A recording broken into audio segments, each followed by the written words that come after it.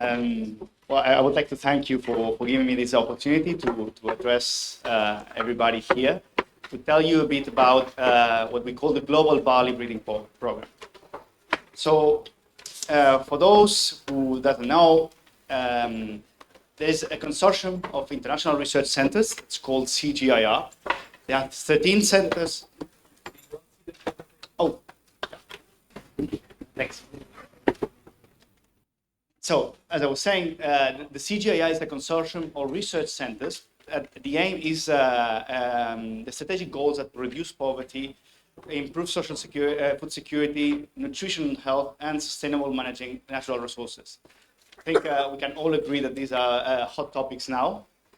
So these centers, basically, they were founded in most of them in the 70s, and the whole idea was to help developing countries to produce science for development. So this is for research for development, and there's 13 centers distributed around the world, as you can see in the dots on the screen. And most of them, they focus in specific food crops, staple crops that are very important for humanity. So, for example, there's a center for rice in the Philippines, a center for maize and wheat in Mexico, and there is ICADA, the center for which I work. We work for the non-tropical drylands. So basically, we work for barley, durum wheat and bread wheat, lentil, chickpea, and fava bean.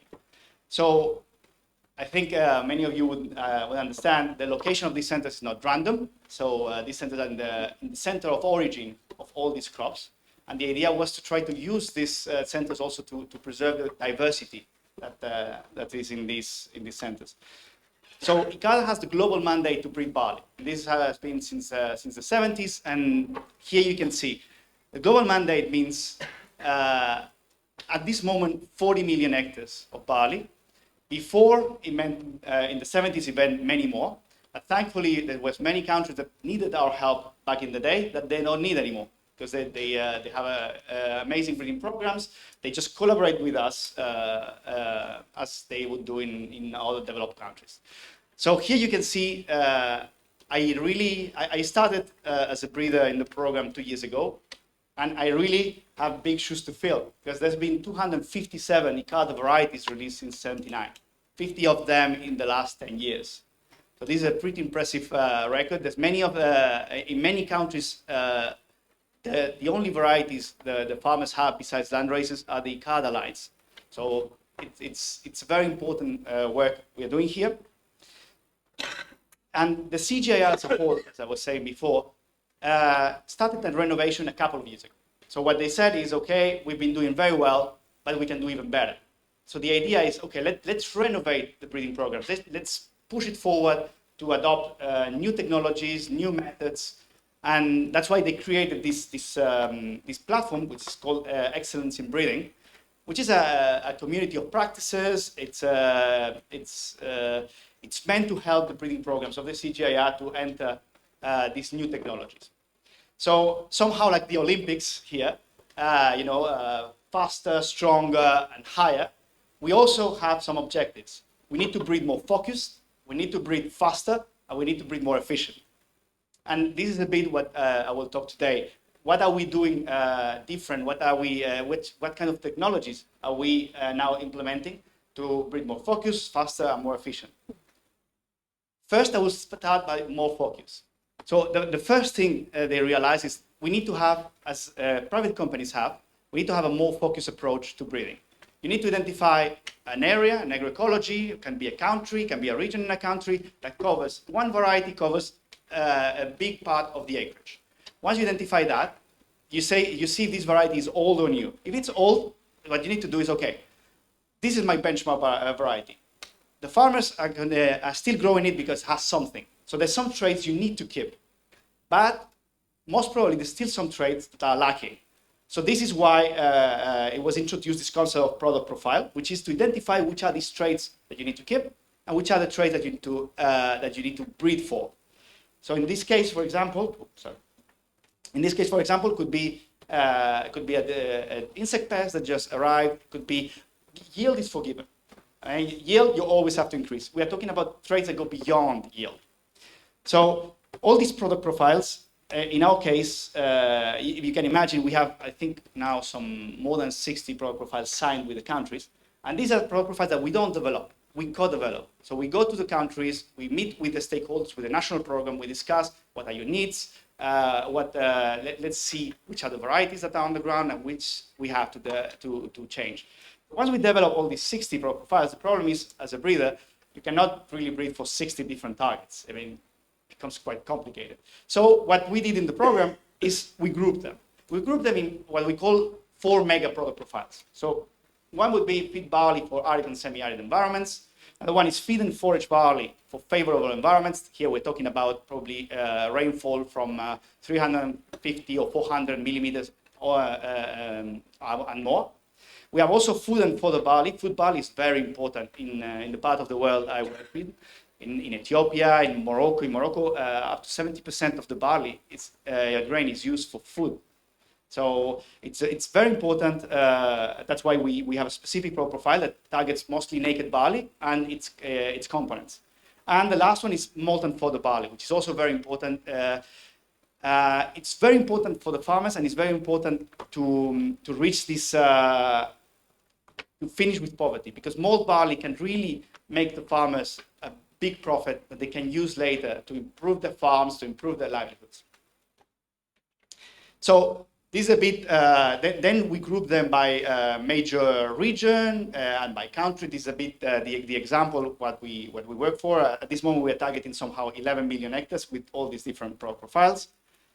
And each one of them has specific traits that we have to meet, or specific traits that we have to improve.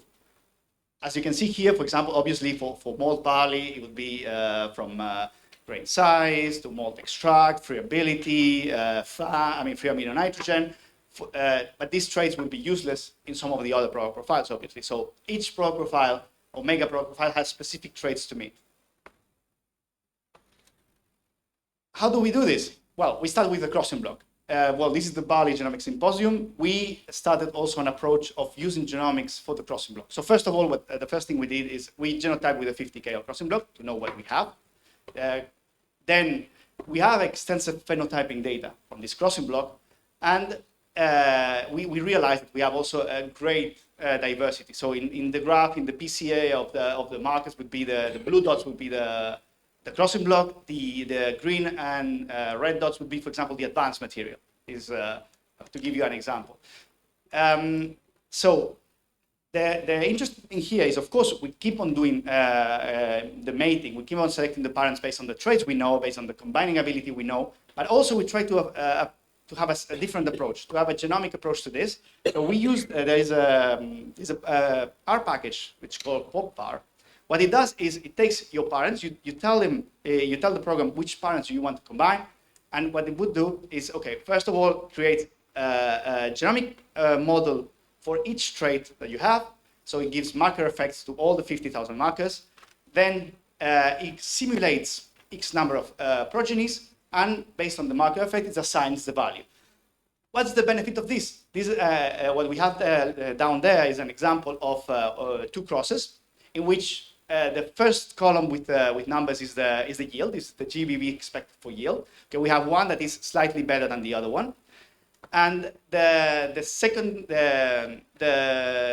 third column is what we expect based on the different type of alleles that each of these 2 parents have. Obviously, if 2 lines that you're crossing have exactly the same markers for yield, exactly the same alleles for yield, you'll have no recombination, you'll have very little genetic diversity in the progeny. But if you can identify which ones have very good yield, but for different, using different alleles, you can try to increase this diversity. For yield, it doesn't work that well. I mean, still the mid-parent value, it's a main driver for us. But what it does that is very important for us is the last column. It gives you also the correlation with the expected value for the other traits. So for instance here, we expect the highest yield in the first cross, but this higher value in the first cross would be associated with a lower malt extract. So in this case, we would maybe go for the second one that has a positive association of high yield with malt extract based on the genomic model. So Unfortunately, we started this in 2021. We don't have yet the field data. I hope in the next IBGS I will be able to tell you if this is actually working or not. We are not putting all our eggs in this approach, but we are trying, and we'll see.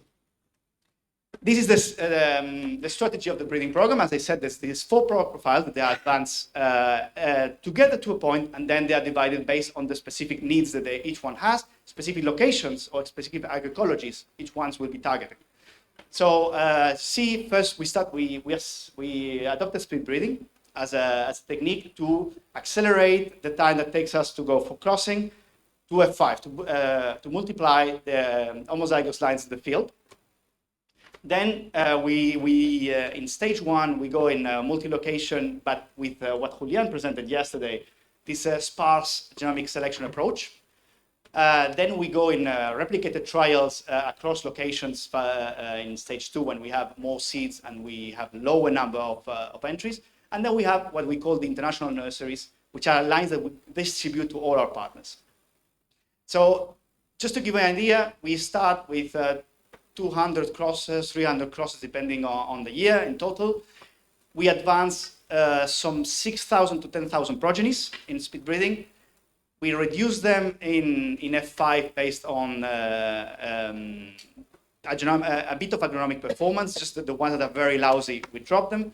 And then we have some 3,000, 4,000 in stage 1. We go down to 500 in stage 2, and we finish with, in observation nursery that we share, it's 100 lines. The yield trials are 20 each plus checks. So, as I was saying, we do speed breeding. We can manage to do 4 generations per year quite easily. And since we can do it easily, so easily I mean that we are not really running for time, we can do the second part of the speed breeding, which is the breeding part. We really try to not just advance randomly, but just try to do something or improve the populations along the way. So the first thing we do is disease assisted. This is the easiest way. So you can apply, our pathologists developed protocols that can work under speed breeding. And we just apply mixture of isolates for different diseases and at every generation. So what do? This is a real case of one of our last populations that we have here. As you can see, some of the crosses were not really targeted very well for resistance. Maybe they go for places where net form of net blotch in this case is not a big problem, or maybe just we're wrong. So what we do? Once we have each column of these ones in the graph is a population. It should be around 24 progenies for each in this case.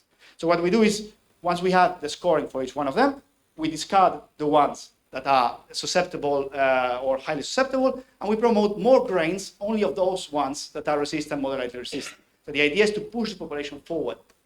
And as you can see here down, we assume that this will work because their heritability is very high.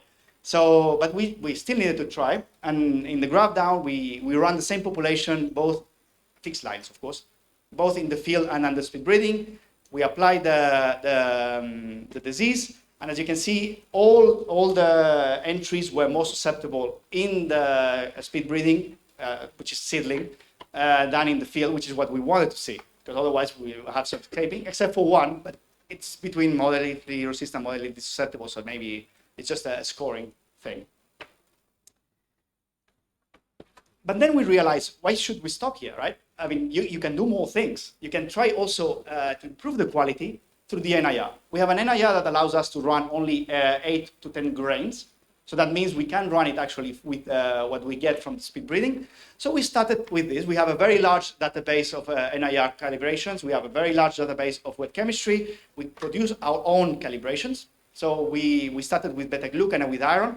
For beta-glucan is quite quite good. It's about 0.78. For iron is a bit low, it's 0.3. But still, for breeders, it will work if you can push the population. So we started with what you see in the right side is the real case. So we started with the population, not with the breeding program, but we started with in 2020 with a population of elite by Odium spontaneum lines selected for high beta-glucan. So the idea was, okay, we expect diversity here. If we can really select for it, let's see what happens. So finally, we got the results. We planned them, so we advanced them in speed breeding through this system from 2020 to 2021. 2021 in November, we planted them in the field, and we just harvested 10 days ago. We got the results here. Of course, since the beta-glucan calibration is the best one we have, we selected more lines for high beta-glucan than for iron. And as you can see here, it does work.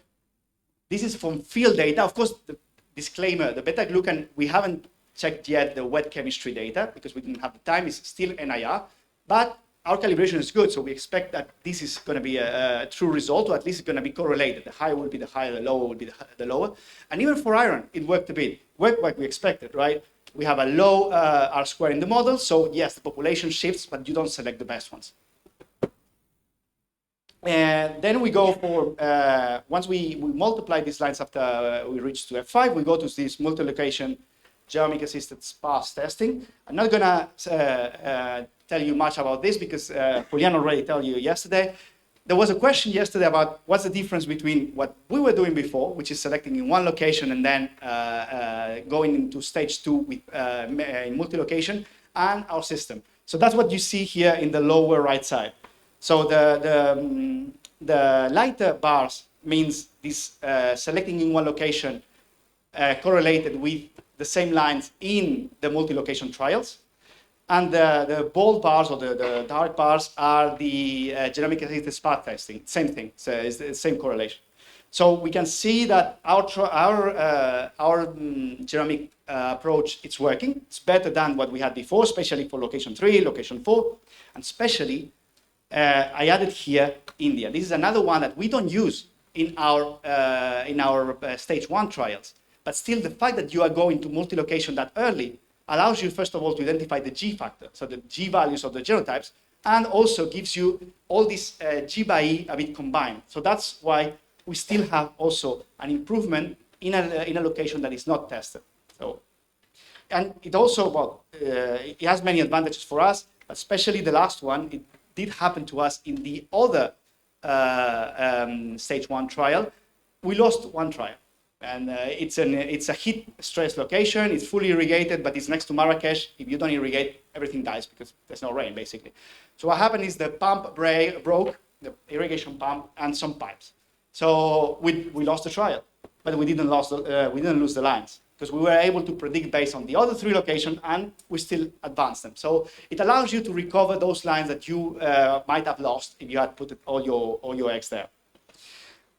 The only thing is, what's the next thing here? Well, of course, we need to increase the number of markers, 96. It's a limited number. Even if it's working for us, we realize that limited marker and doesn't allow us to use historical data like it was presented this morning, because the recombinations will screw up our kinship matrix eventually, probably after 1 or 2 years. We need to use more, then it will allow us to use stage 2 or even use physiological predictions. Andrea will talk later about this, I believe. We have a phenomobile that we just acquired. So we expect these new high throughput phenotyping tools to help us predict also to improve the yield. And what's the next step for this stage 1 trial? So for us, the next step, the bold part on this side is what Julian presented. Is basically what we have, right? The green lines means the lines that are only in that location. The red lines mean the lines that are across location in our genomic assisted sparse testing. But the good thing also of this method is that it's scalable. You can keep increasing. There's literally no problem. As long as you have the seeds, you have seed enough for the lines that go across locations, you can still scale it. And that would be my will. I would like the national programs from which we work with, that they receive one of these sets. We predict for them, and we are much better able to identify lines that will work in their environments. Then we go for the advanced yield trials. This would need a whole presentation by itself, but just to say that in this case, we had the immense luck that we have very good collaborators in all the countries we work in. We have some stations we manage ourselves, like in Morocco, we have 3 stations. In Lebanon, we have 2, and in India, we have 1. But we take advantage of the good collaboration we have with all our partners across the region. These dots are actual collaborators that grow our stage 2 trials and share the data with us, because they realize also that receiving our material earlier makes it easier for them and for us to identify lines that will work for them. So, well, here I just show some of the locations we use and for some of the traits that we use in the stage 2 trials. Here some pictures, not of all of them, just a few of them. So they go from very cold, very high rainfall areas to basically desert-like locations. These are replicated trials, but basically the important thing here is that here we gather additional information for specific traits that we don't do. We do, for example, micromolting in stage 1, but our predictions are not very good. So yes, except for morphological traits. Grain caliber, yeah, this works very well, but everything that is purely micromolting output, extract, whatever, germination energy, all these things, friability, they don't work that well. So that's why we go in stage 2, we go deeper into the molting analysis, then we run all the lines that go for the molt and for the traits. And here's where the lines get assigned a product profile, and we send it to our partners. Just to tell you also, the good thing of having all these collaborators in all these countries is that they allow us, well, they want to also test our material in their locations. And for example, we have amazing hotspots for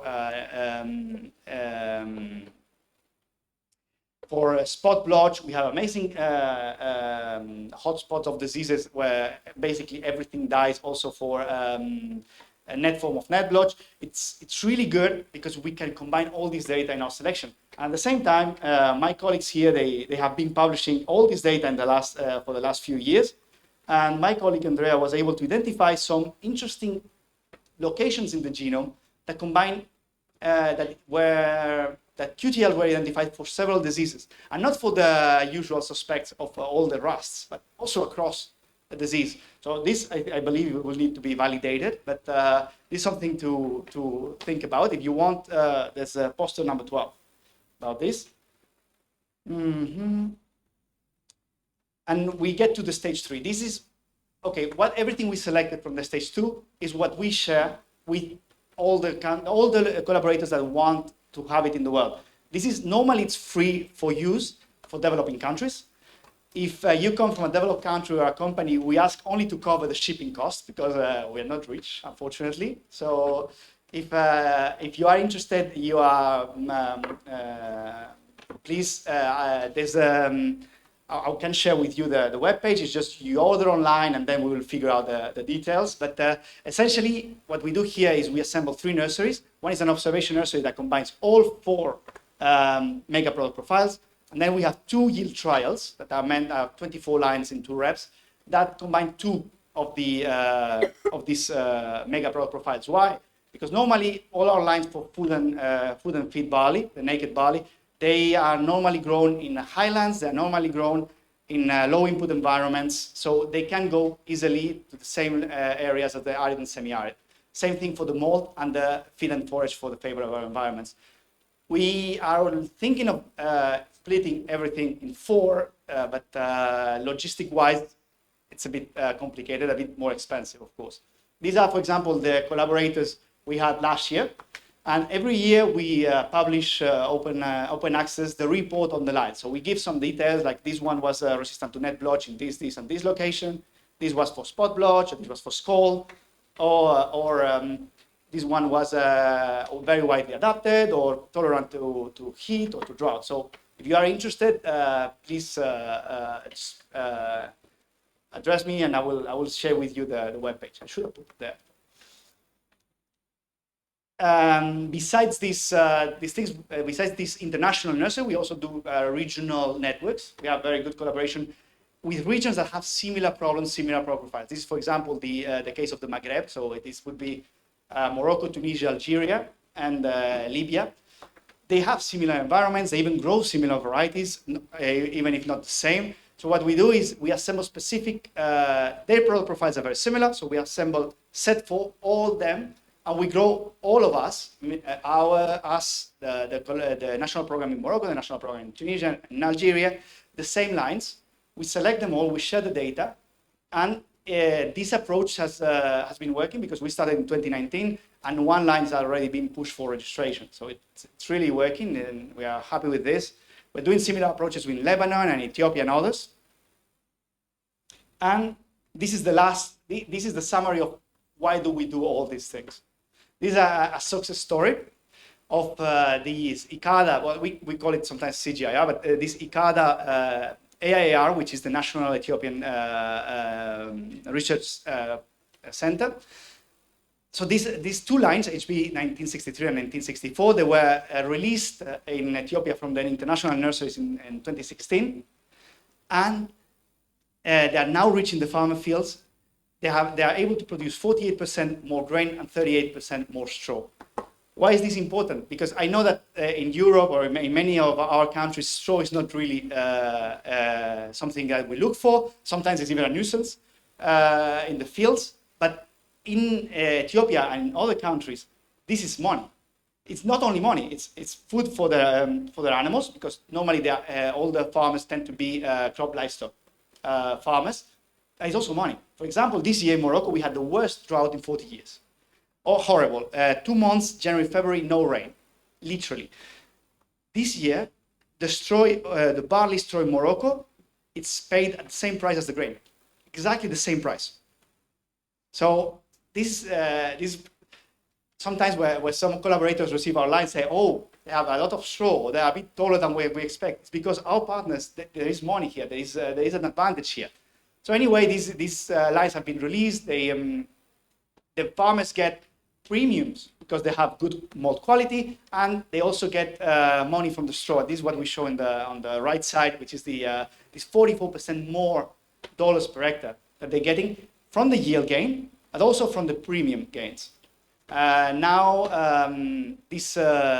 not these varieties, but well, the ICADA CGIAR varieties are covering about 460,000 households in Ethiopia, not hectares. And I would just like to finish with two things, since we've been talking about wild relatives here. My colleague Andrea, he will talk about the work we do in pre-breeding at ICADA, but I'm a big believer of the wild relatives. So I go with them to select, and I always plant some in my field. I incorporate them in my material. You can see in some cases, even 31% of one of the stage 1 trials can have crosses with land races or Ordinum spontaneum in their blood, probably with back cross, something, but it's there. And we got from, I believe it was from Norgen, some bulbosum introgression lines. As you can see, this is data from this year. These introgression lines are beating the best check, the commercial check there is there. So these lines are really working. Andrea will show more details about these lines, but they're really working. So, I mean, we call it pre-breeding. I call it breeding. It's not.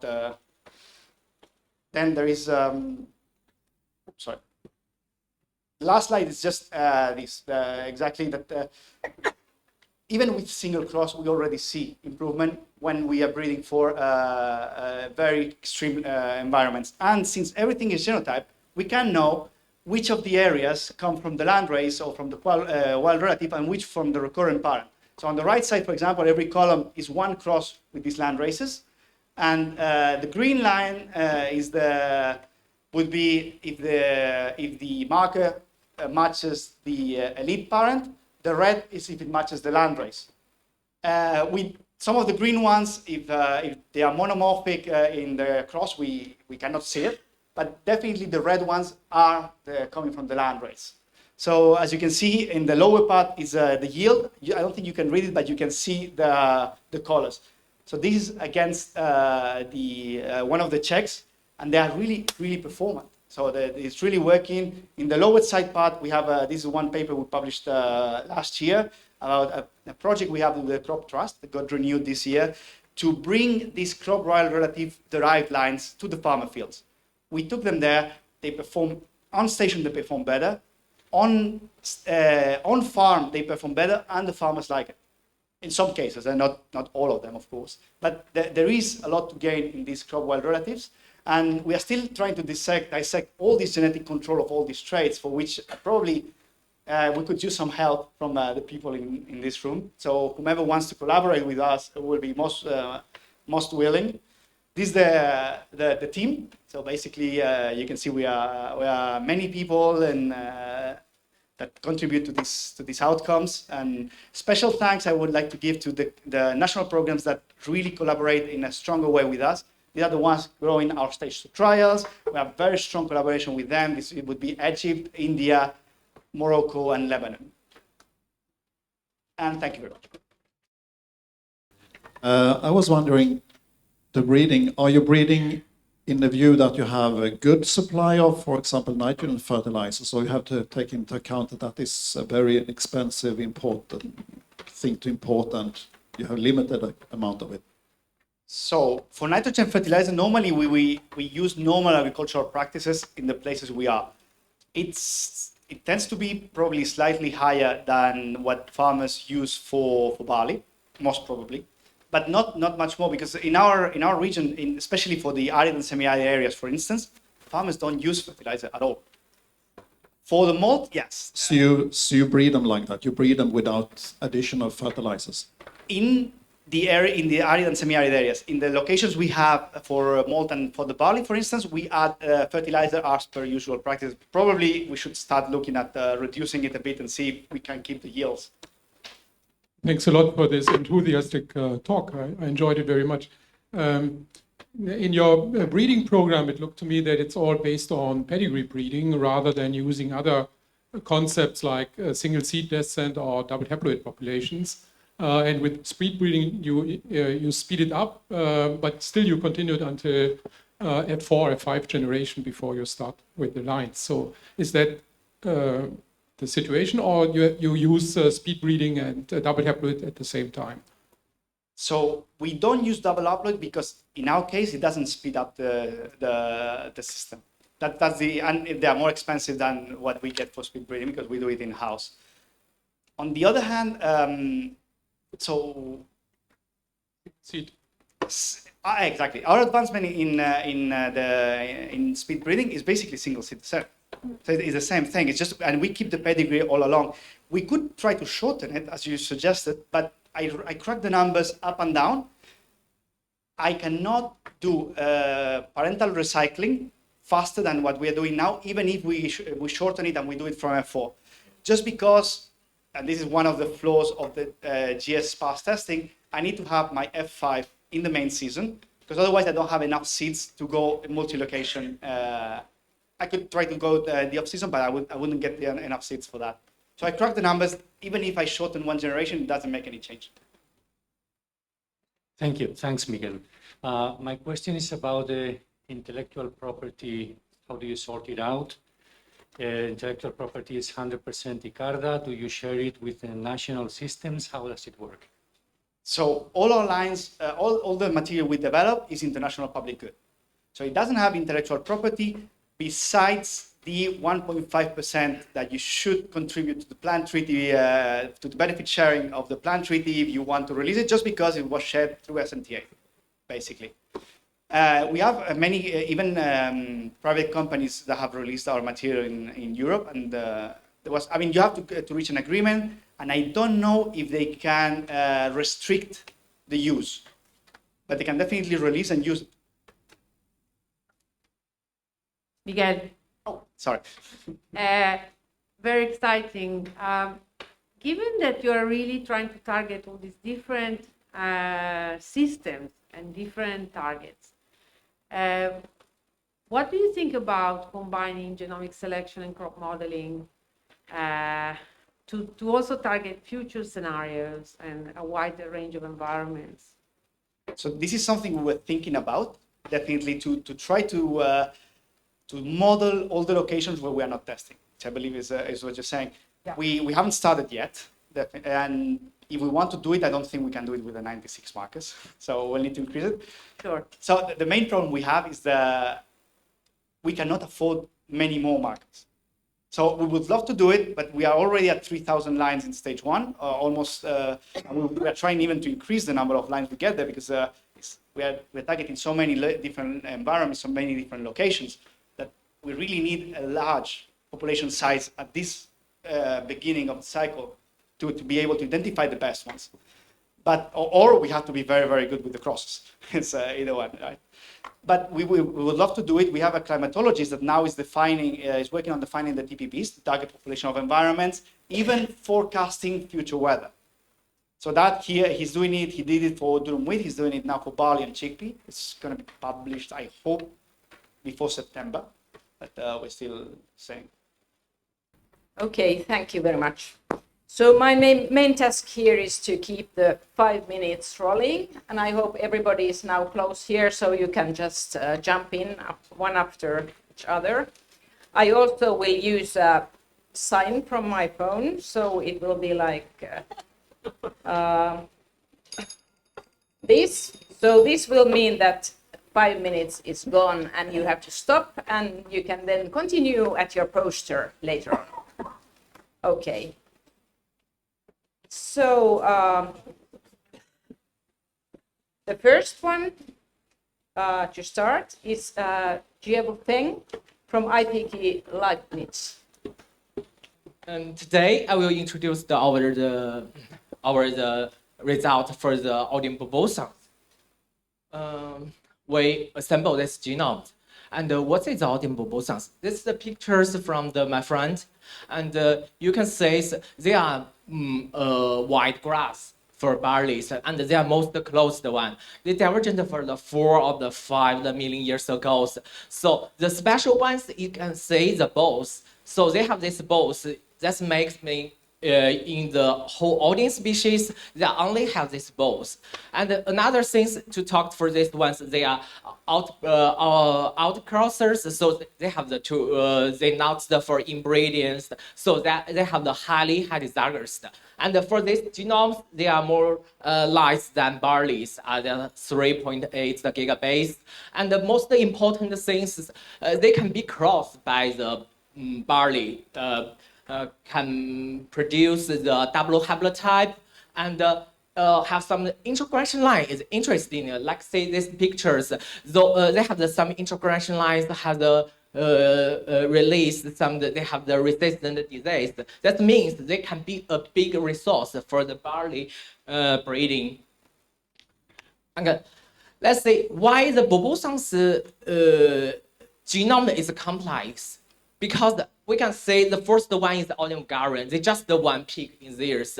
But for bobosans in Camers, we find they have the 2 peaks, and most of the top ones peak. They are the high. They show they have the highly heterozygous. That means if we assemble the genome, we should assemble the 2 haplotype. Is one haplotype maybe make the genome so messed up. So that's why we build a method based on our HiFi data, and they have the high long rates and highly accurate. So based on this, our HiFi we can. Because we know the HiC has more connections between the near the regions, they have the highly. So we can based on this to do this HiC, do the cluster and analysis, do the PCA. We can split too. And this the right ones is usually we say the HiC, and we split the 2. Is the 5H for the 2 chromosomes, 2 haplotype is successful to split. And they also is our identify the single copy region based on our assembled result. We can we do the fish color for the different haplotype. We can split them. It's good. Also, so based on this pipelines, we also to split the outer tetraploid, because bobosans also has outer tetraploid. So we also successful the split the 4 haplotype for outer tetraploid. So if you have any interest, you can talk in my poster. You have another questions we can I can share with you. And this I thank my professors and our collaborators. Thank you, everyone. Okay, and next is Ville Bednar. Was that correct? I don't know. From University College Dublin. So hi everybody. The title of my project is Image-Based Phenotyping to Understand the Genetic Basis of Waterlogging Barley. You already heard my supervisor Sonia talk about this project this morning. She covered our field trials and results from that, so I will be focusing more on the aim and outline of the project, just to not repeat her too much. So again, the project is Image-Based Phenotyping to Understand the Genetic Basis of Waterlogging Barley. Or, so this is what happens to barley during waterlogging. So again, I'm based in Ireland, where rain is a big problem for agriculture production, particularly for barley, which is quite susceptible to waterlogging. What this means is as the rainwater builds up in the soil, it replaces the oxygen in there, so the roots can no longer respire.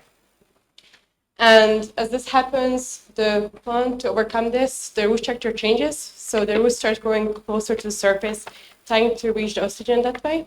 Or parenchyma, these kind of tunnels in the roots form to allow oxygen to come down from the shoots down to the roots. Overall, there is a reduction in height, biomass, there is the yellowing of the leaves, and there is also a reduction in yield, which is causing the problems for agriculture production. So to overcome this, we have created the European Heritage Barley Collection. So this is mainly heritage barley that we are currently screening for waterlogging tolerance. We focused on Northern European lines, as historically in Northern Europe, waterlogging has been more of an issue, so it's likely that they have resilience for waterlogging. We focused on Tyrrell Spring barley, as it's mainly used in malting in Ireland, so it needs to be of a higher quality than barley for animal feed, and it also has a higher economical value.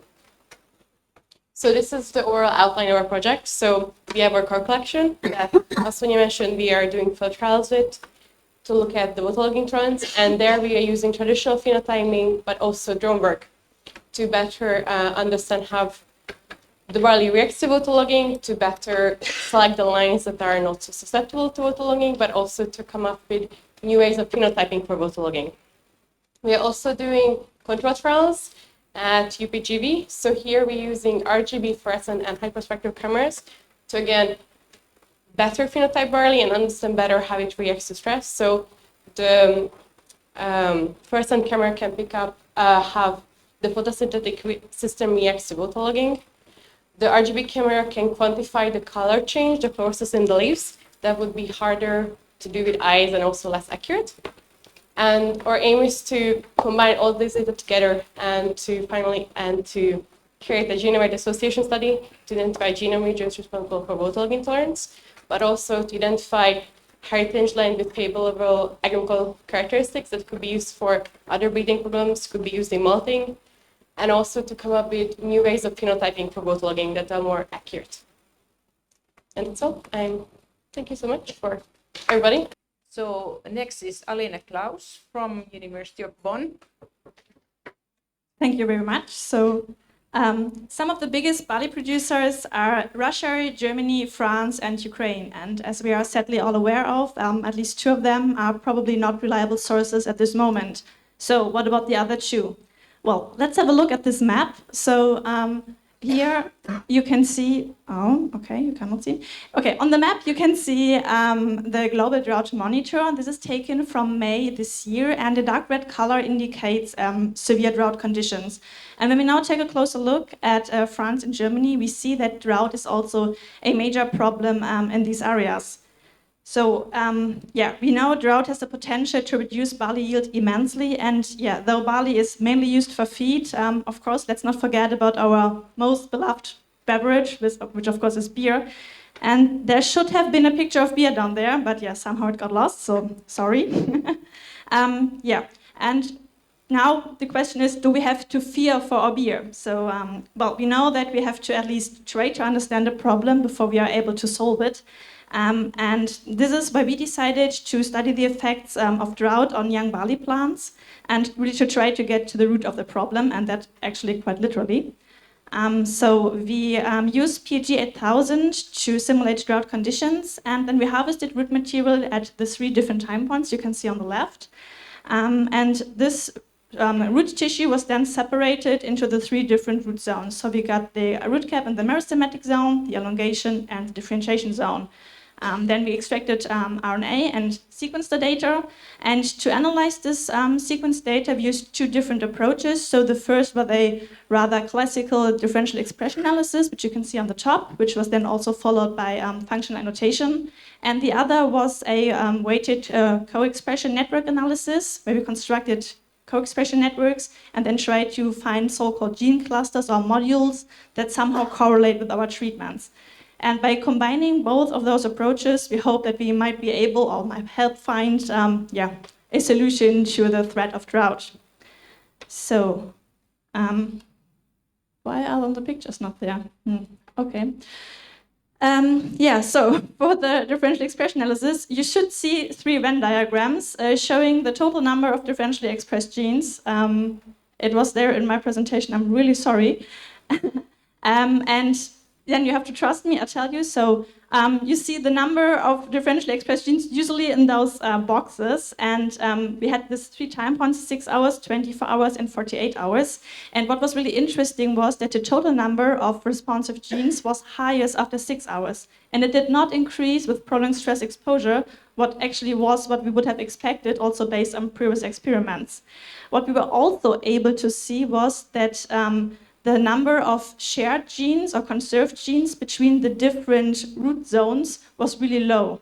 So instead of sharing a whole number of genes, it rather looked that every root zone has its own distinct set of stress-responsive genes. And this was actually true for all the 3 different time points.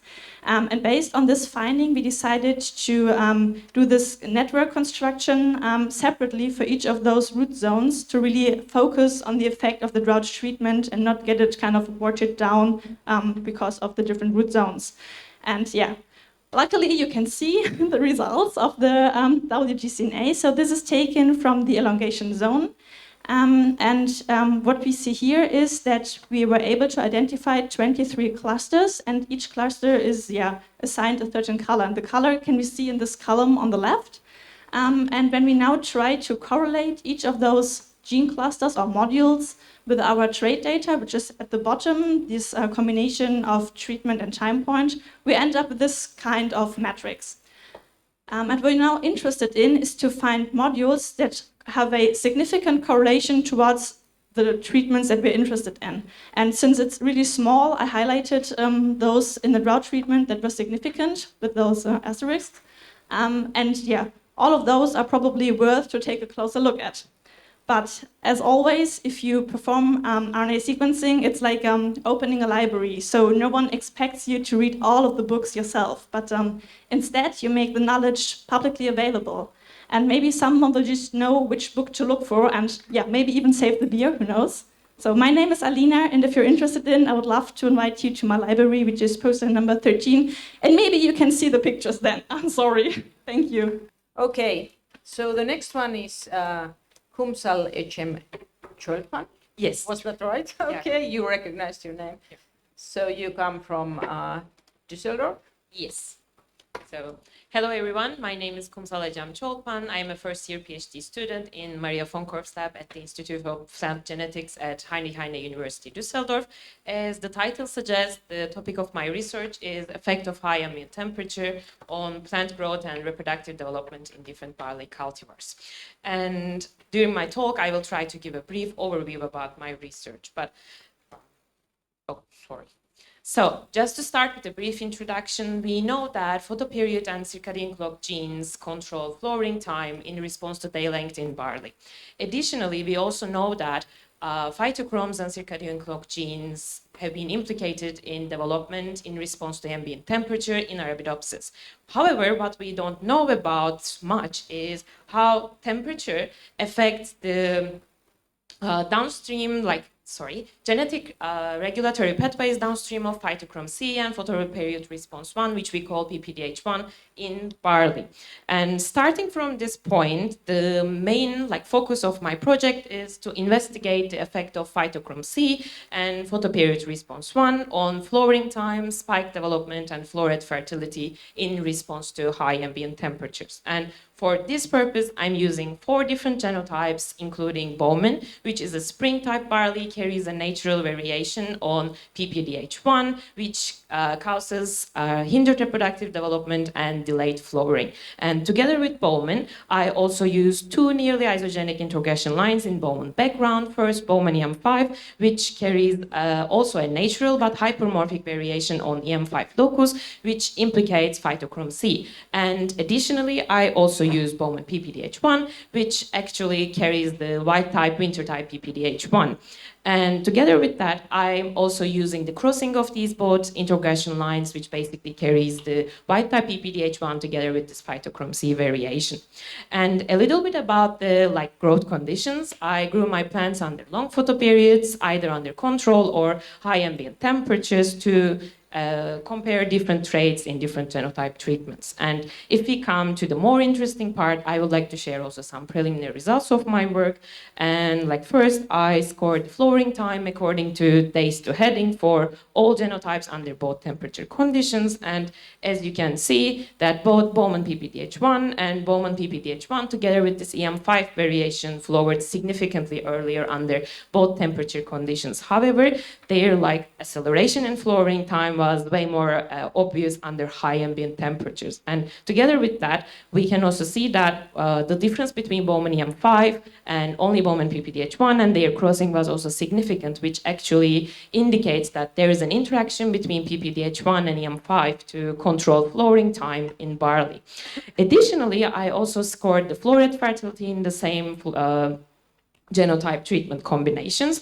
And as we can also see and expected, we saw a significant reduction in flow rate fertility under high ambient temperatures for all genotypes. However, this wasn't the main exacting point that we got from these results. The interesting point is that we got significantly higher flow rate fertility under control temperatures for Bowman EM5 and PPDH1 together, which actually has a specific and interesting reason that we can observe as a phenotype, which is the production of double seeds.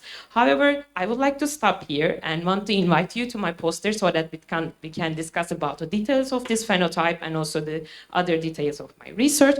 And just to sum up, my results suggest that there is interaction between PPDH1 and phytochrome C to control flowering time in response to high ambient temperatures, and there is a possible epistatic effect of EM5 on PPDH1. And that's the end of my talk. I want to thank to my PI, Maria von Korff, and the whole AG von Korff team, and also CEPLAS for their support and for the opportunity to give a talk in my very first conference. So thanks for your attention. Eva Sybylska from University of Silesia from Poland. Okay, so welcome everyone, and thank you for introducing me. Today, during my short speech, I would like to present some results of the research that we performed in a laboratory in our University of Silesia in a plant genetic and functional genomic group, whose leader is Professor Agata Daszkowska-Golec. And as we know, drought has a negative impact on the global crop production. Therefore, there is an urgent need to take some action to reduce the negative effects of the climate change. And one of that action is the identification of the key regulators of the plant response to drought, as well as identification of the drought-tolerant genotypes. And promising genes for that kind of research are the negative regulators of the abscisic acid signaling pathway, such as CBP20 and CBP80. And those genes encode small and large subunit of the cap binding complex, CBC, which binds the mRNA 5' cap structure. And this complex is involved in many basic and conserved cellular processes, which are related with the RNA metabolism, such as initial steps of microRNA processing, splicing, RNA export, and co-translational RNA decay. and the researchers conducted in our laboratory lead to the identification of the mutant in the CBP20 gene, which appeared to be hypersensitive to ABA during seed germination, and as well that mutant appeared to be drought tolerance. What's interesting, that mutant showed faster stomatal closure, as well lower electrolyte leakage, and the better plasticity of epidermal pattern, and as well higher wax deposition at the seedling stage of development. And what's more, barley mutant in the CBP80 gene as well appeared to be drought tolerant, similarly as the CBP20. So due to that, we ask ourselves what is the response of the to the drought stress of that double mutant CBP20 and CBP80. So we make a hypothesis that the mutation in both of genes, CBC genes, will affect the drought tolerance of the plant and cause the activation of the positive ABA regulators. So to verify it, there should be another slide with the results. So to verify it, we performed drought stress experiment under laboratory conditions, and with the use of double mutant and single mutants in CBP20 and CBP80 genes, and those and their Y type called Sebastian. And sorry, I don't have the slide, but we observed that after drought stress, in all of mutants after drought stress, the relative water content was lower compared to the Y type. What shows that those mutants have a better have effective water management under drought stress compared to the Y type. So we wanted to check what is going on in that mutants on the molecular level. So we checked the expression of the AB5 gene, which is a positive, which encodes a transcription factor, which is positive ABA regulator, and after drought stress in all the CBC mutants, we show that those mutants has a higher expression of that genes compared to the control conditions. So we concluded that the double mutant is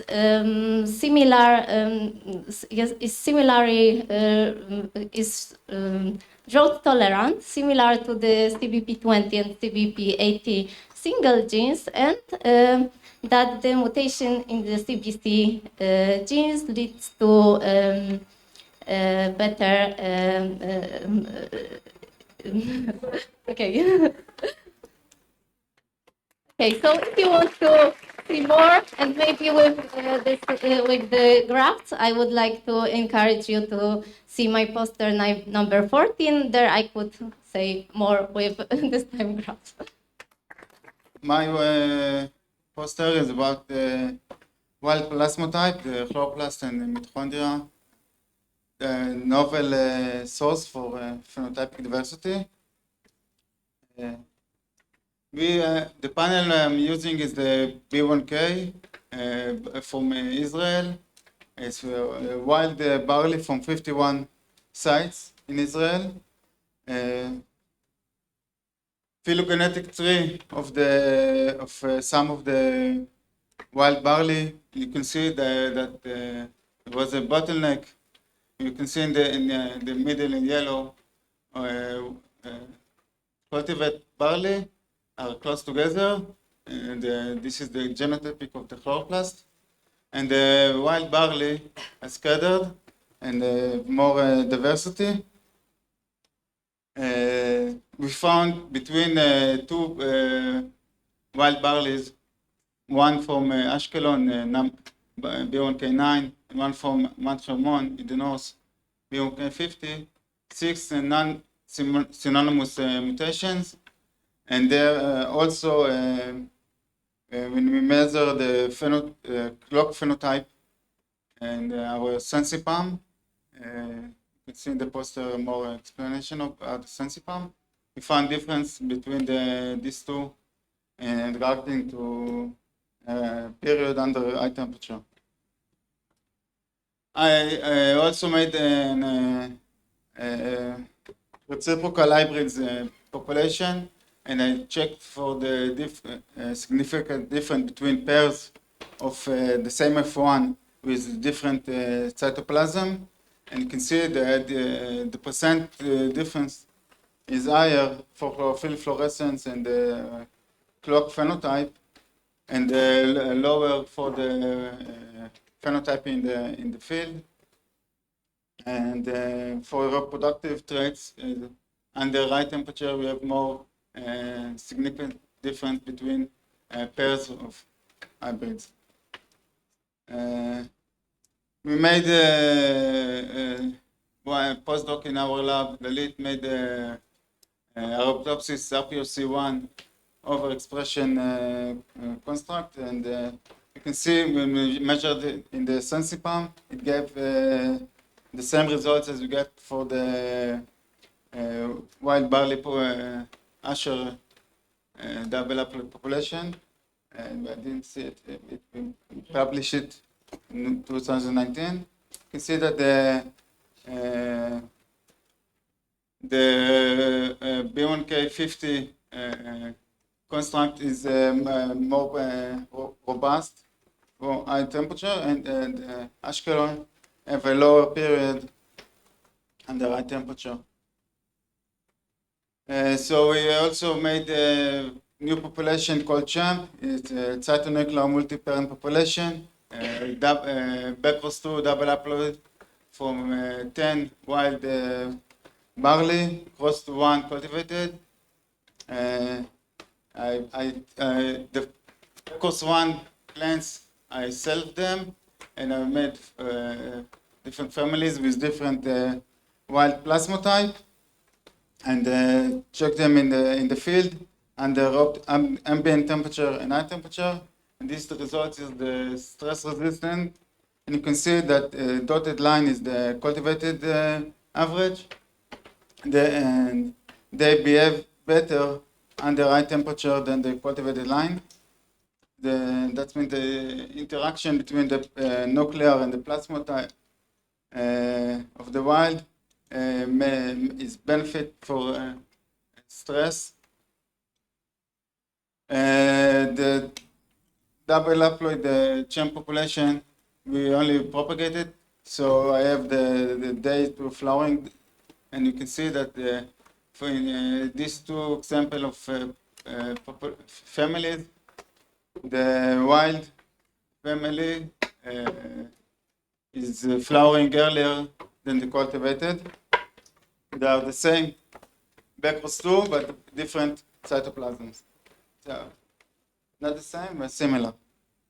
And you can see we grow them in two net houses, and this is the correlation between the two net houses. You can see this is where the environment come to play, and see different correlations between different families, and different if the cytoplasm is wild and or cultivated, we see also different.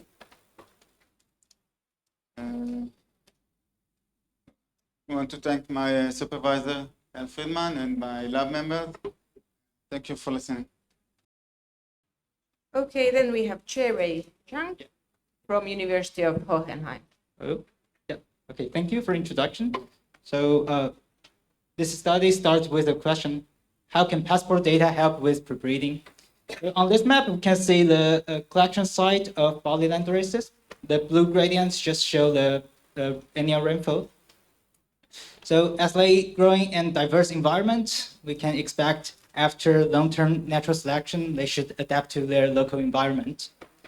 So in other words, we can say that the natural environment should associate with adaptive trait.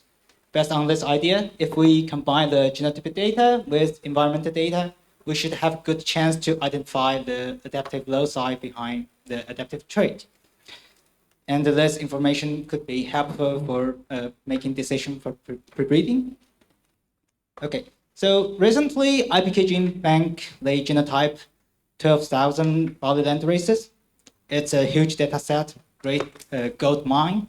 But unfortunately, there are only 40% of them have exact geographical coordinate data, as I showed on the map.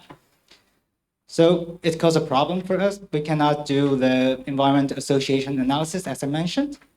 So what we did is we take those georeference samples as training set to train neural net models, and then we go back to predict the geographical origin for the rest of 10,000 samples. In this way, we get the geographical origins, and we use this information to extract climate data from database. In the end, we use those climate data to do genome environment association analysis. And to kind of validate our result, we consider those flowering time genes as benchmark for the successful identification of adaptive loci, since flowering time is important adaptive trait. Okay, so here comes the result. Yeah, in the box plot is the prediction accuracy of our neural network. So we estimate the accuracy as the R-square of the true location and the predicted location by using tenfold cross-validation. We found the prediction accuracy is quite good. It's over 0.9 for both longitude and latitude, although it's slightly lower for latitude. After confirming the prediction accuracy is good enough, we start to do genome environment association analysis. Here, I just show one of the most interesting results we have. So this association is with the temperature seasonality. The Manhattan plot on top is the result based on only the georeference sample, which is 1.6 thousand land races. And the Manhattan plot at the bottom is the result using georeference samples plus the samples originally without geographical coordinate data, and we predict them using neural network. And you may notice that the sample size is only 8,000 here. That's because we still have current limit for our current method. So those samples were projected to place with no climate data. But we still detect several new signals. And the most exciting one, also the strongest signals across whole genome, is the signals showing that at the upstream of central radialis genes, the genes that mentioned by several speakers yesterday. Yeah, of course, our finding and methods still need more validation and evidence to support, but this result gives us some confidence to use this approach. Yeah, so if you're interested in our work, you're welcome to come to our posters and discussion. Thank you. So hi everyone, my name is Laura Per. I'm studying in third year PhD at University College Dublin. And I'm going to talk about the characterization of a diverse panel of naked barley varieties under Irish organic conditions to identify key traits for multi-end users. So as you know, the main issue in organic farming is the yield gap. So this is mainly due to the non-use of chemical inputs such as fertilizers and pesticides, but it may also be due to the inappropriate choice of crop species. We need crop species that are adapted to local environments, so soil and climate, and using multi-use crop may also help improve the financial security of the farm by providing multiple market outlets. And barley is actually a good crop for organic farming in Ireland because it really grows well under the Irish cool and moist climate. And naked barley is even better in terms of multi-use because, as we saw today as well and yesterday, it has multiple food applications. And there is another issue is that most of the seeds used in organic farming are actually bred under conventional conditions, so it might not be the most best performing varieties for organic. So we need to rethink plant breeding programs and so select under small scale and low inputs. But as this is getting really expensive, we might think of using high throughput technologies, which are becoming more and more accessible. And as we saw as well the past 2 days, gene banks are also useful tools to identify new sources of genes for traits such as disease resistance and store strengths. So luckily for us, there are lots of varieties of naked barley in gene banks. And the aim of my project is to study a diverse panel of naked barley varieties and characterize the key traits for naked barley under organic conditions for selection of lines that are good for feed, food, and malting. And also test, so characterize with genomics and phenomics, try to compare those methods. So when I got this panel was actually built at Oregon State University and is composed of for half of lines from breeding programs and half of it from gene banks. And as you can see, there are many different geographic origins. And we collected so the genotyping data on with a 50K SNP Illumina chip. And I characterize the population structure, which is actually quite mild according to the principal component analysis. But the kinship effect was stronger, and I identified 6 groups according to the breeding history, the row type, and the seed color. So then I phenotyped the panel in the field, on an organic field in County Wexford, so it's an hour south of Dublin. And I used a modified, type 2 modified augmented design to phenotype. And I characterized the panel on plant phenology, diseases, agronomy, and grape quality. And analysis of variants showed that there was a significant effect of genotypes for all those key traits. And the variation was different depending on the traits. But overall, the heritability was high, and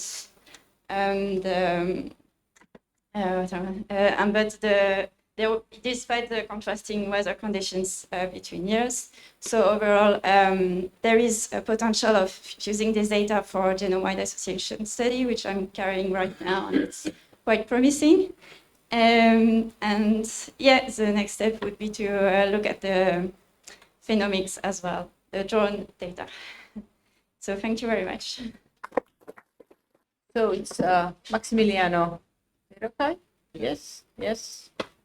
From Uruguay. Yes. I'm going to show you the result from my master thesis. Title suggests we study the phenological traits and agronomic traits in germoplants representative of elite breeding in South America. Well, Uruguay, a country that you should visit if you haven't. Almost 2/3 of the barley area is sown with European barley cultivars, European spring cultivars. The reason the malting industry demand barley with excellent malting qualities and high grain potential, so they are preferred over locally developed cultivars. This is fine in some situations, but not in all, because they have a longer cycle and reduce photoperiod response. So delay in the sowing date will situate the ground filling period and unfavorable conditions, reduce in ground yield and grain quality. This problem gets even worse as we move north in the country, because we move into a more continental climate. So what we wanted to answer was which are the genetic regions determining adaptation to our environment, particularly, and so in late sowing date. To address this question, this problem, we perform a GWAS studies in an elite population developed by crossing European and locally developed cultivars. The genotype data was obtained using the 50K Illumina array, and the population was phenotyped in very different conditions. Result of 4 locations from south to north in the country for years from 2015 to 2018. Contrasted sowing date, result of early and sowing date, and a complete set of phenology traits were measured, and some important agronomic traits as grain yield, grain size, and grain weight were measured. We tested various multiple models, but the most suitable was the one that included kinship and principal components to take into account population structure. Well, the result, we found some interesting results that may prove useful for the local breeding programs. We found 61 QTL distributed in all chromosomes except on chromosome 4. Almost a third of the QTL of the association were detected in chromosome 2H. And we were able to identify 6 QTL hotspots, but the most important to our knowledge is the one located on chromosome 2H, in the PPDH1 region. This region regulates key phenological traits, as you can see there: time to flowering, grain feeding period, and photoperiod response. So the final conclusion were that we found no association between phenology and grain yield in early sowing date. That means that both European and local German plants are adapted to early sowing date. And the final and the most important one is that we found no negative association between the favorite allele for early sowing date and the favorite allele for late sowing date. That means that we may solve the problem for late sowing date without creating a new one in optimal condition in early sowing dates. My thanks goes to all the people and institutions that participated in this research. And I want to apologize because the logo from the University of Wisconsin is, so thanks. So next will be Jorge Damián Parrado Marlades, University of Lleida, Spain. Hello, good afternoon. The title of the work is PPDHD alleles and reproductive output in barley. BRNH1 and PPDH1 genes are known to affect the duration of preanthesis phases when numerical component of yield are being produced. Under normal field conditions, the dominant PPDH1 alleles confer sensitivity and advanced flowering, while the recessive PPDH1 alleles confer insensitive flowering later than the sensitive one. Normally, the longer the time to flowering, the greater the number of fertile florets. Because of that, PPDH1 has been reported to affect spike fertility as well, although this is it is in line with the time to flowering, and it is not a true pleiotropic effect of the gene. What would happen if we force plants with different photoperiod sensitivity to have a similar flowering time? Could there be a true pleiotropic effect of this gene? The objective of the work was to determine whether PPDH1 affects floret development and spike fertility directly, and if this effect is conditioned by the BRNH1 allele in the background. We grow 4 near-isogenic lines of barley carrying different allelic combination of PPDH1 and BRNH1 genes. I will show the results identifying the lines with the following colors. The blue corresponds to the winter and red to spring background, and dark color corresponds to the sensitive PPD, and light color corresponds to the insensitive PPD lines. These lines were tested under field experiment and in growth chamber experiment under contrasting photoperiod level. In the case of the field experiment, there was extended and natural photoperiod, and its equivalent in growth chamber were 12 hours and 24 hours of photoperiod. In this presentation, I am going to show the results in field experiments. We can see under natural photoperiod, insensitive PPDH1 lines show a longer time to flowering in both VRNH1 background. And the longer the time to flowering, the greater the number of fertile florets. Extended photoperiod treatment results in thermal time to anthesis to be relatively uniform across line. And in this condition, the insensitive PPDH1 lines still increase the number of fertile florets. This behavior was more related to the effect of the PPDH1 alleles on the number of fertile floret per spike than on the number of spikes. In the next results, I will focus in the extended photoperiod, since any difference in spike fertility between lines will be a true pleiotropic effect of the genes. So, in order to understand this difference under extended photoperiod, we studied the floret development from emergence to flowering along the different position within the spike. For instance, for spikelet number 7, florets were always fertile in both genotypes. But if we go to more apical spikelet, for example, number 16, florets of insensitive PPDH1 genotypes still becomes fertile, while florets of sensitive PPDH1 genotypes die. And even if we go to more apical spikelet, where in the two genotypes florets die, insensitive PPDH1 genotypes induce a greater development. Consequently, there was no difference in the floret primordia generation. However, insensitive PPDH1 lines managed to have more primordia survival, and as a consequence, a greater number of fertile floret per spike at anthesis. For more detail, please visit our poster number 76. Thank you.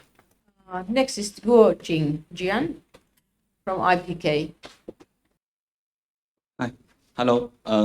My name is Guojing Jiang. I'm a PhD student in IPK Karlsruhe. Today I'm going to talk about my PhD work. So the topic is related to one gene which has the function to specify the determinacy of barley triple spike limerick stem. So you might know better than me that one typical feature of barley spike is the triple spikelet produced from the same lax node. And now I'm working on one barley pair spikelet mutant. So this mutant is called FLO-A. And the phenotypes of FLO-A can rely on three features. The first is the extra spikelet produced from the lax node actually to central spikelet. So this is what we see the pair spikelet phenotype in FLO-A mutant. And the next is the blooms of central spikelet diffused from their basal. So more interestingly, we found that this extra spikelet as well as the fused bloom only present in apical and central part of spike, but not in basal part.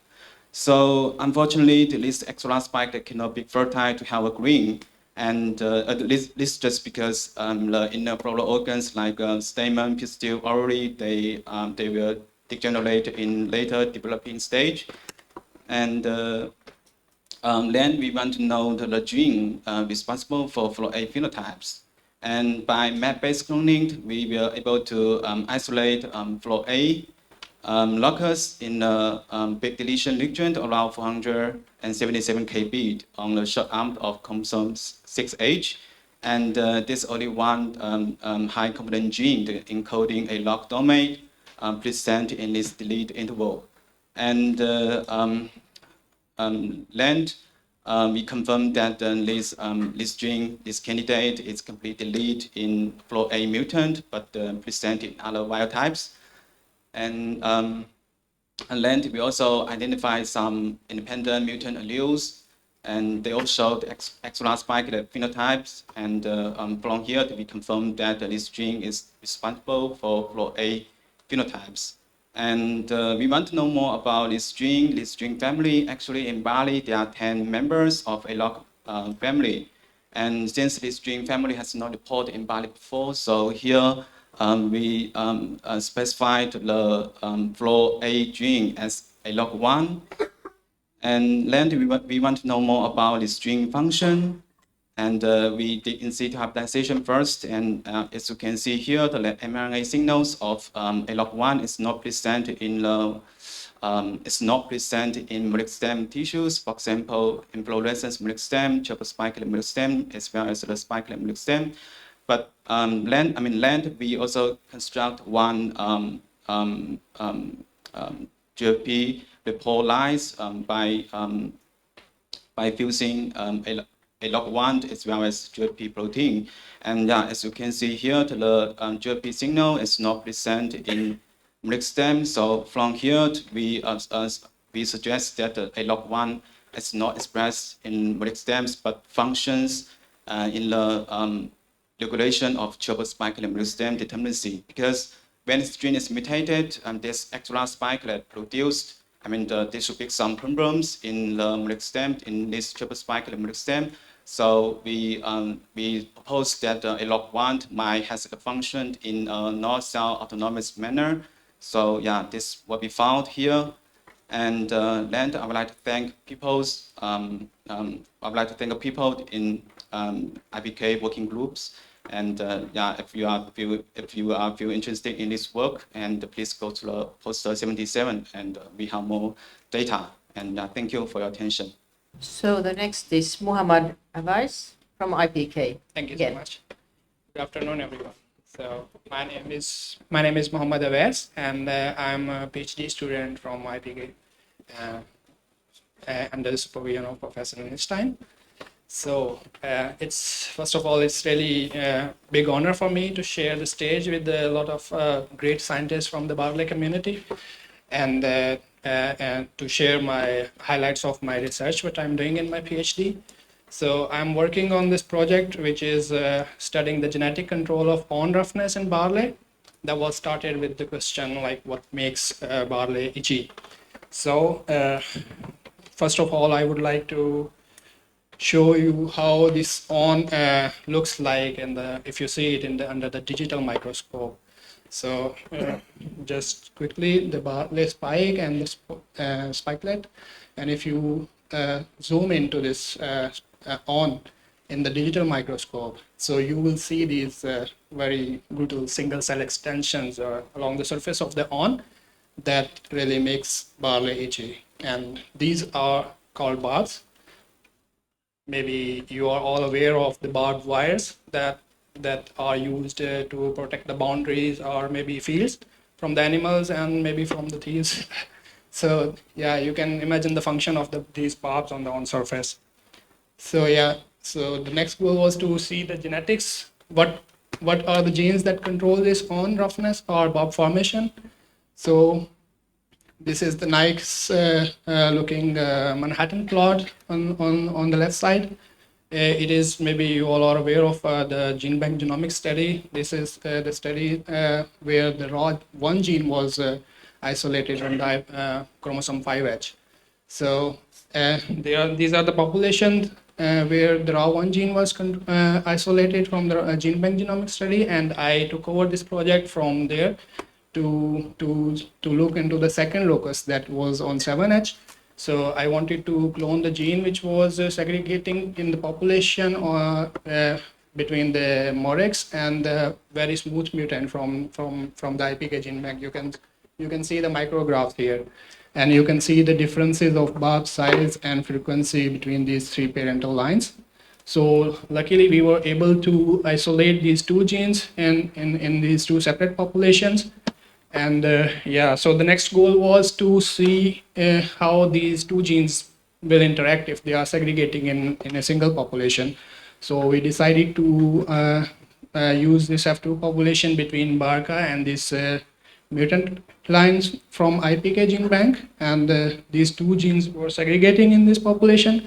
And yeah, so to our surprise, we found a very interesting phenotype in this population. That was the that was showing the interaction of these two genes, how they are controlling the on-roughness.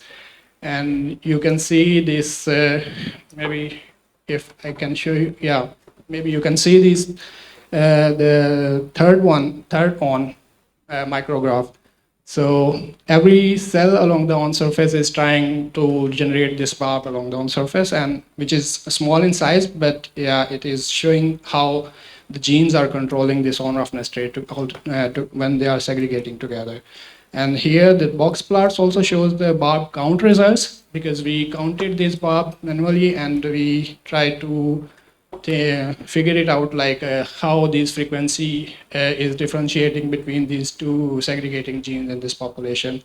So overall, after analyzing our results, we were able to say that the RAW1 is the main reason that is controlling for the size of the barb, and the RAW7HS gene, which is controlling basically the frequency and distribution of the barbs along the on surface. And RAW1 is epistatic to RAW7HS. So yeah, this was the highlight. So if you find my study interesting, you are really welcome to come to the poster 56, and I will introduce you more. Thank you so much.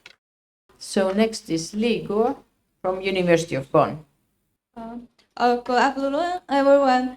I would like to present today is identification of gravity-regulated genes that encode direct interaction pattern of barley enhanced gravitropsin 2.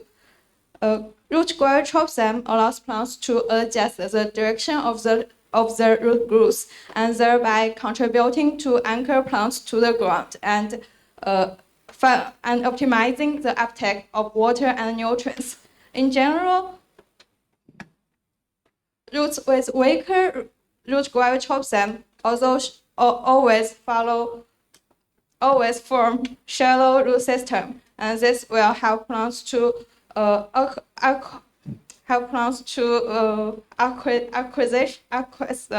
uptake the phosphorus and help plants to grow in the low phosphorus soil.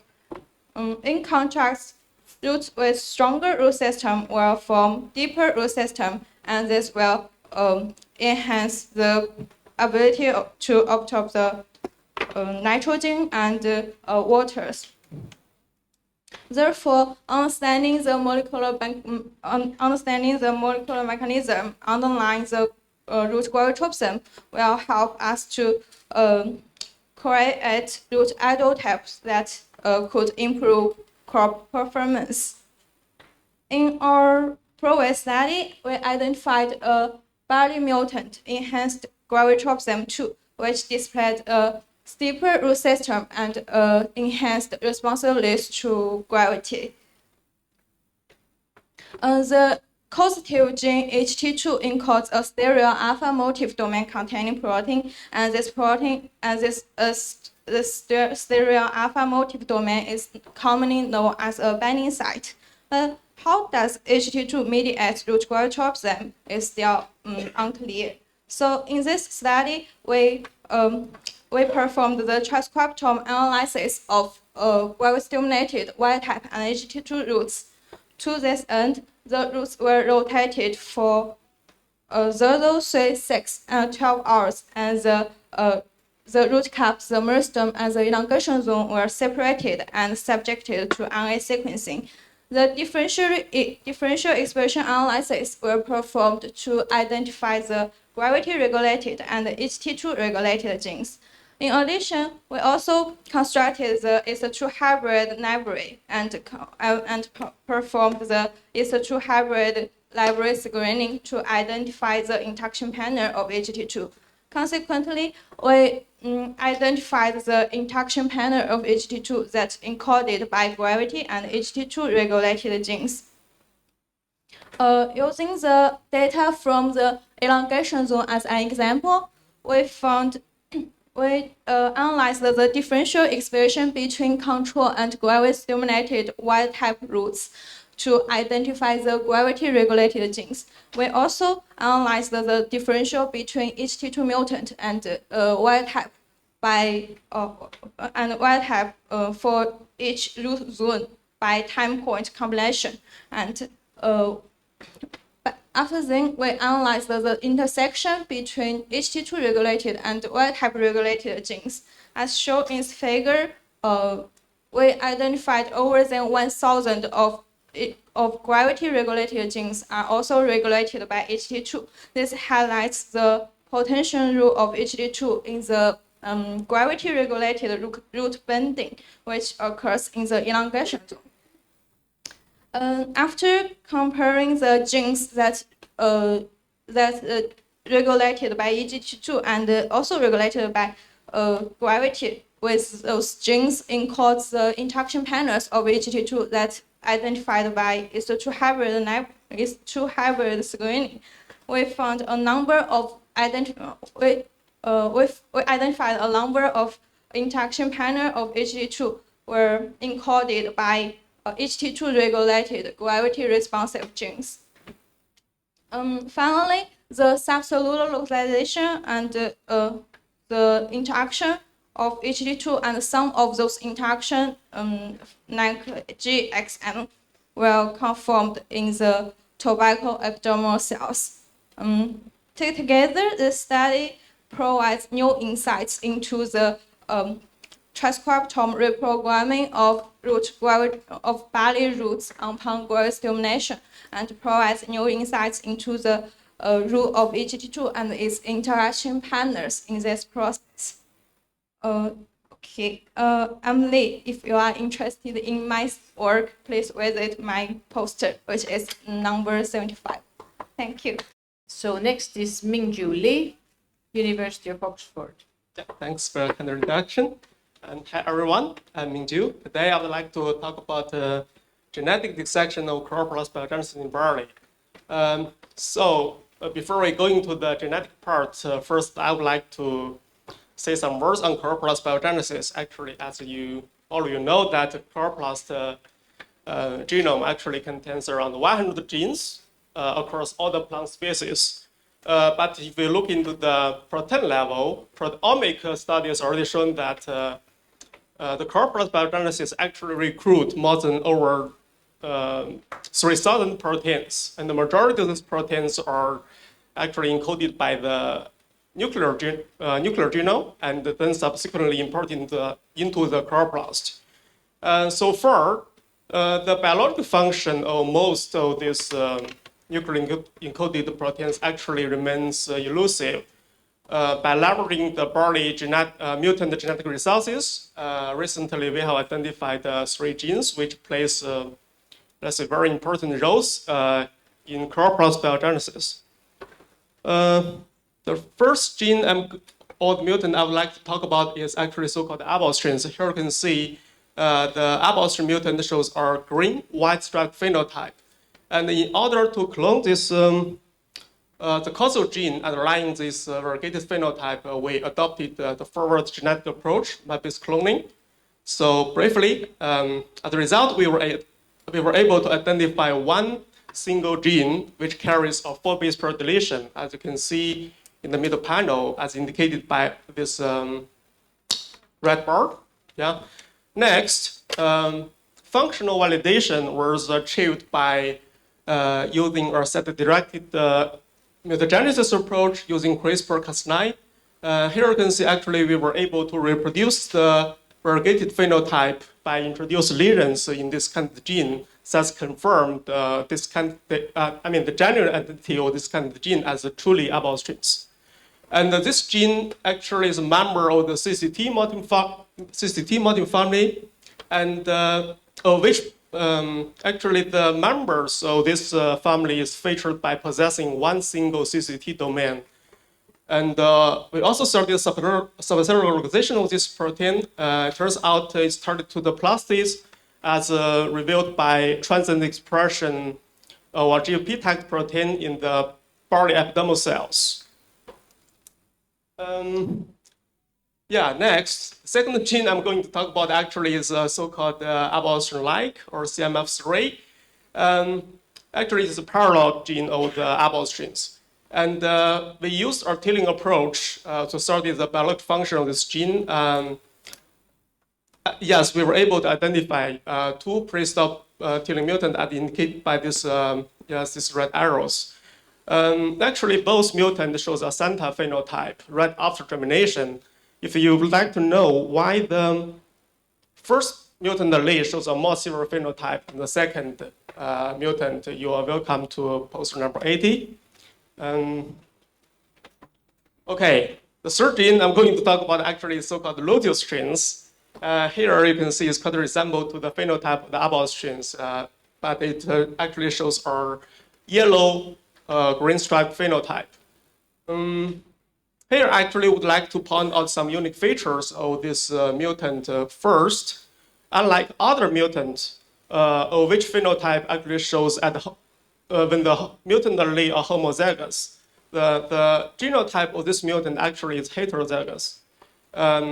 Means, okay, the phenotype only appears when the mutant allele are inherited from the female gamete. That means, okay, the inherit pattern of this mutant is following our gamete-independent manner.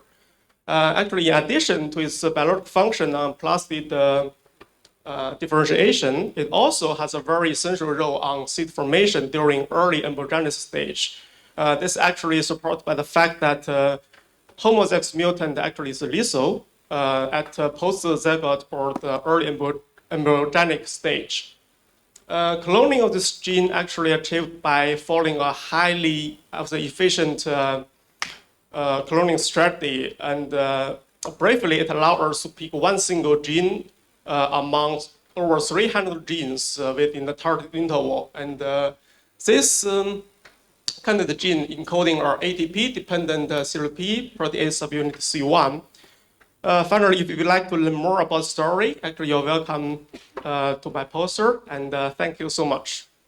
Okay, next is Ilse Putz from Düsseldorf. Yeah, hi everyone. Just like a previous presenter, Kumsal, I'm coming from the University of Düsseldorf, and I'm working in the group of Maria van Korf. Except unlike Kumsal, I'm not working with high ambient temperature stress. I'm working to dissect perennial life history with the wild Hordeum species. I'd like to jump right into the importance of this topic. And something I saw when I was growing up in the Midwest of the US was something that looks like this. And this is after heavy spring rains, and you have no crop in the field yet, and these spring rains cause soil erosion. And this isn't just a thing of my past or of our past cumulatively, because we see headlines recently in, I believe, June, that highlights that soil shortage is threatening food security and the climate, and also other ecosystem services. And along with these spring flooding, they take away nutrients that lead to eutrophication in the water body, the bodies of water, and leads to reduction of biodiversity. If we know all these problems are associated then with annual agriculture due to the bare lands in the spring, then what could be the solution? And one of those solutions is proposed to be perennial agriculture. And if perennial agriculture is the solution, here in this figure it highlights when we move to perennial agriculture, we move away from the nutrient loss and soil erosion, and we move towards high amounts of soil fertility, carbon recreation, nitrogen conservation, and phosphorus retention and availability. Now, these are all important things when we're considering yield potential and also our future for food security. One problem, though, is that breeding is both costly in time and effort, and I think we all know this. Just a few examples of breeding perennial crops I've listed here. Average time, there is no average time, but it takes anywhere from 20 plus years. And that we can see with the example of sorghum, perennial rice, or kernza, the perennial wheat grass coming out of the Land Institute. One of my objectives for my research is to identify key genes and genetic modules conferring perennial life history traits. And that's to sort of understand how perenniality is controlled. And this is within the wild Hordeum genus. And here in the phylogeny, you can see at the bottom of the figure, Hordeum vulgara, an annual species of cultivated barley. But I want to direct your attention towards the top of the figure. And here you can see species that are found in Central, South, and North America. And here we associate a rapid speciation to their move to these locations. But another important thing to note is their life history, since I'm studying their life history. And you can see that there are several changes between annual and perennial life history within the genus. And to further note the significance, I would then go on to use these 5 species, with 3 of which are annual and 2 are perennial. And this is advantageous for my work plan. And that here is to cross annual and perennial wild species with one another to generate F1. And in F1, we can do RNA sequencing. And when we're lucky enough to have fertile F1s that continue into F2, or we backcross and generate backcross lines, we can then do population studies. With that, if you remember Einar's presentation, the second of the conference, you already know that perhaps that I was successful in generating F1 hybrids of annual and perennial species. And furthermore, I would like to thank the group of Maria von Korf, and also I'd like to thank my affiliations, and a big thanks to all of you for letting me be up here and share my research. And with that, I'd like to ask or welcome you to my poster number 73, where I can go further into my results. Thanks. So it's Maya Bicard from France. Prenez la salle. So hello everyone. I hope you're not too tired for this last presentation, because I want to talk to you about yield. So I'm a PhD student since 2 months. So today I want to present you my PhD project. And for 3 years, I will work on the most limiting factor of the genetic gain in spring barley breeding programs, the genotype by environment interactions. So my PhD is in collaboration with the academic and agronomic French Institute Unilassal, Cronenbourg, which is part of the Carlsberg Group, and also the cereals breeding company Secoba Recherche. So you know that if you take any breeding lines, this line has a yield potential. And this potential is subject to many variations due to the environmental condition. So my objective is to understand this GBI interaction around this yield potential to control them in breeding programs. So this is the main objective of my PhD. The first one is to determine ecoclimatic factors driving GBI interaction, named as GI in this slide, for yield in spring barley. So a climatic factor, it's a climatic variable that is calculated between 2 developmental stages. For example, it could be sum of precipitation from the emergence to anthesis. And for this part, I will use a crop model as a tool to simulate barley phenology, calculate this climatic variable, and then identify the main GI drivers for yield. Then with these yield GI drivers, we want to build an environmental classification. That means that climatic scenario that capture the main GI effects will be clustered, and one environmental class will correspond to one environmental scenario where interactions are minimized. Then, in the last part, we want to define a high throughput criteria to select for the critical yield GI drivers. We will identify a critical period and a critical climatic variable that involves positive or negative response of some cultivar. And the idea is to capture this difference by drone in order to tell breeders on which physiological traits they can apply efficient selections. So the main idea of this project is to understand, predict, and control the GBI interactions. So let me tell you more about the process. So the first step is to get prevalent prediction of the crop model. So there is a calibration work to do. And for this, on all the orange points on the map, as you can see, I will collect data for calibration. So I will look at the phenology, growth, and yield parameters on 6 cultivars. And this phenotypic data will be combined to environmental ones that are daily weather data and soil data in the GSAT CRS barley model for calibration. Then, when the model is calibrated, it will be possible to simulate development in environments we've never been. And this is going to be done on all the points of the map, that is the trial network of Secobar Recherche, to perform a robust analysis to find which are the main yield GI drivers. Then we will build environmental clusters and assess the long frequency of each clusters in Europe to define target population of environment. And this classification will help breeders to weigh their trial results, but also improve genomic selection models.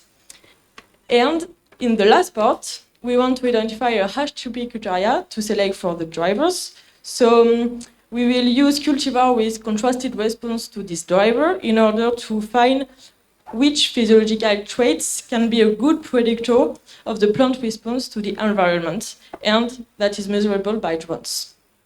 And this criteria will be the basis of a relevant and rapid screening method for breeders.